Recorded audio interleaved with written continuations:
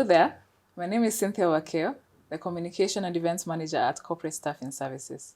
With me is Pamina Swainaina, our lead recruiter at Corporate Staffing Services, who is going to be taking us through the top mistakes SMEs make when recruiting employees. Karibu sana. Thank you, Cynthia.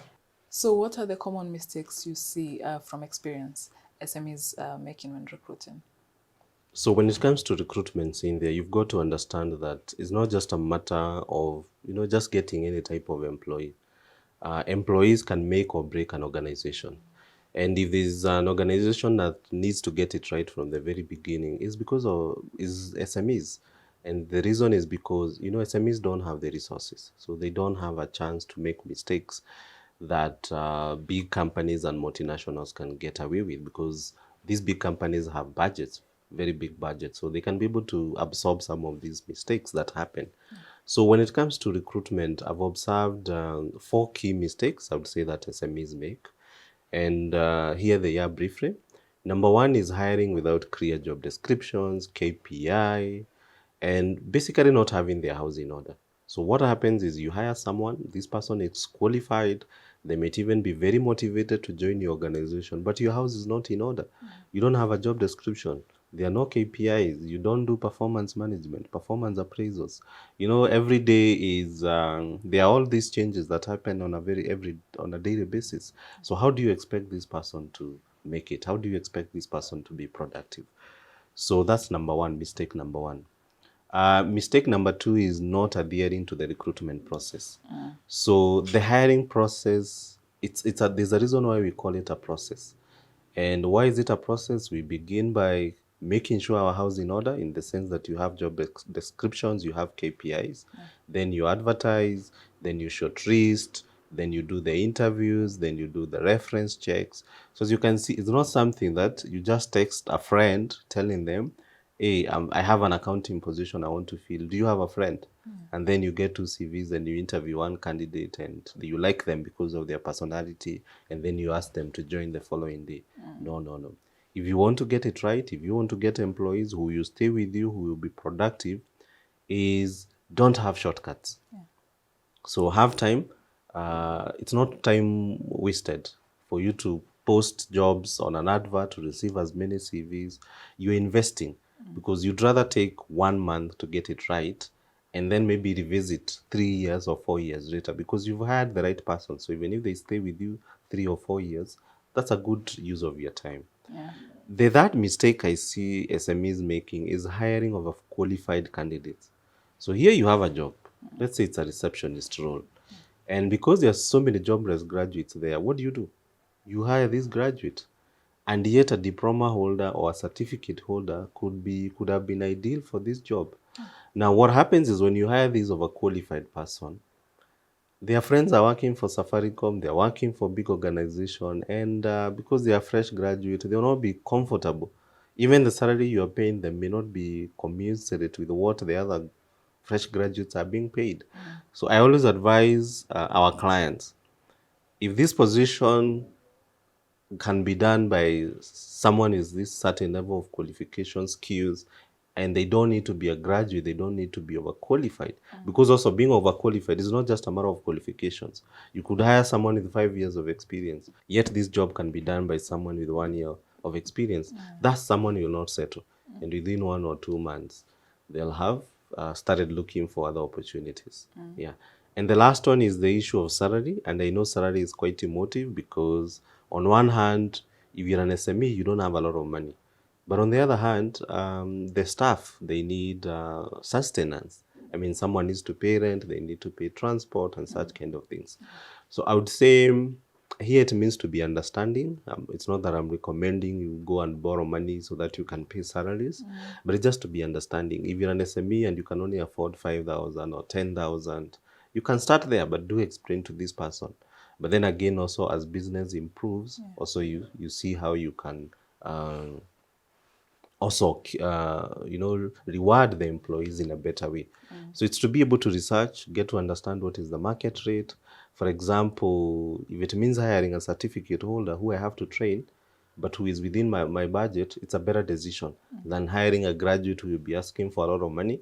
Or even if they don't ask a lot of money, then they'll come in, they're desperate, But the minute they settle 1 or 2 months, then they start looking. So you've also got to look at the salary aspect.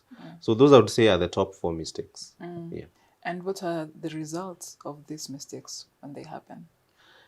Now, there are various things that will happen if you don't adhere to the kind of things that I've said that you should be on the lookout for. Number one, you find it's a very chaotic environment because, for example, I talked about the issue of job description. Someone comes, they don't know what is expected of them.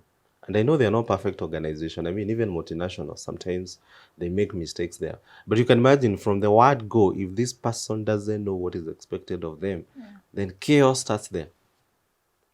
The other mistake, if you find you've hired someone who's overqualified, then every month you'll be having a very high turnover. Why? Because people you come, they are desperate, but the day they join is still the same time they apply for other jobs. So you find that you have also a lot of turnover. Yeah. And then also you find as a business owner, you also be under a lot of stress because if people are also coming, they are leaving, or they are coming and they're not doing the job that you want them to do. And yet it's your failure of not communicating, then you also be having a lot of stress. And sometimes even you find yourself doing the job that you've hired them to do. Yeah. So these are serious things that would-be employers need to pay attention to. Yeah. And with that, so now, how do you avoid these mistakes? How do SMEs ensure that they don't make these mistakes? I would say number one is to seek advice, expert advice, and that's why we are here as corporate staffing services. So we do support even SMEs. So when SMEs come to us, we're able to advise them on salary range. If they don't have job description, we're able to do the job description for them. We're able to help them come up with KPIs. We are able to even help them with performance appraisals. Even the other things like adhering to the labor laws. Like now you shouldn't hire someone without a contract. SMEs, a lot of them, they don't give their staff contracts. Yeah. So for us, over and above getting you the right kind of employee, we also make sure that in terms of HR structures, we've been able to empower you. Yeah. And more than that, because on a day-to-day basis, we interact with very many professionals looking for jobs. So we'll be able to advise you for this position, who's an ideal fit? Is it a certificate holder? Is it a diploma? Or is it even a graduate? And what are the expectations? Yeah.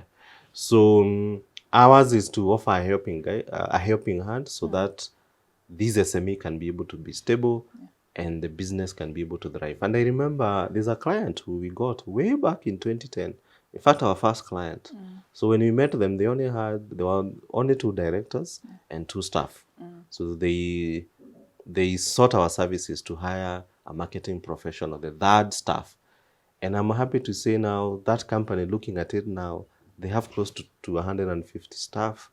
And so the person we hired went all the way to become our marketing manager. They left after 6 years. But it's a client who we still have. So we replaced, we got for them another individual to serve that role. And I'm happy to say they are still with them. So I've been able to grow with that company and see the transformation within those 10 years. Yeah. That's very interesting. Yeah. So as we wrap up, Yeah. final thoughts on, advice to SMEs looking to hire? I think SMEs, we must put systems in place. This idea of working in chaos, it's not good. It's not good for the business. It's not good for the staff. It's also not good for our health.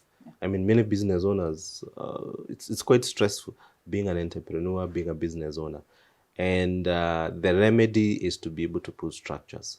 Whether it's recruitment, whether it's HR, structures will be the ones which will save your business. And they're also the ones which will help you to grow to that next level. Yeah. All right. Thank you so much for your expertise. Thank you for your time. As you've heard from our lead recruiter, we are here to help. We have the expertise, we have the experience, and we have the manpower to do it for you. All you need to do is click on the link below. Thank you and see you next time.